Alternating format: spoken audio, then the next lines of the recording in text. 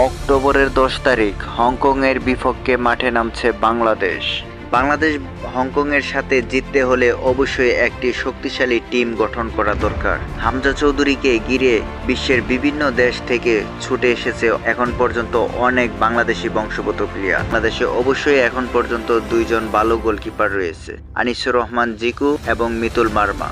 তারই পাশাপাশি যদি তার থেকে একটু ভালো হয় তাহলে অবশ্যই বাংলাদেশের জন্য সেটা ভালো। ঠিক তেমনি বাংলাদেশি বংশোদ্ভূত গোলকিপার সাইফ কেরাওয়ালা। সাইফ কেরাওয়ালা একজন আমেরিকান বংশোদ্ভূত বাংলাদেশি গোলরক্ষক, যিনি বর্তমানে ইউনিভার্সিটি অফ ওয়াশিংটন অ্যাথলেটিক্সে খেলেন। তার বয়স 27 বছর এবং তার উচ্চতা 6 foot 3 inch. Bangladesh football federation Bafufe জানিয়েছে অক্টোবরের 10 তারিখ হংকং এর সাথে মাঠে নামছে সাইফ কেরাওয়ালা।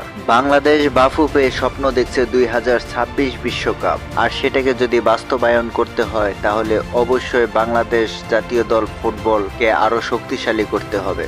এজন্য প্রয়োজন বিদেশি যে সকল বংশগত ফুটবলাররা রয়েছে তাদের সবাইকে দেশে নিয়ে আসা এবং জাতীয় দলে সুযোগ করে দেওয়া। তাহলে আমাদের 2026 বিশ্বকাপ খেলার একটি বিশাল সুযোগ থাকবে। আপনি যদি বাংলাদেশ ফুটবলকে নিয়ে আরো নতুন কিছু জানতে চান তাহলে অবশ্যই এই চ্যানেলটা সাবস্ক্রাইব করে রাখুন।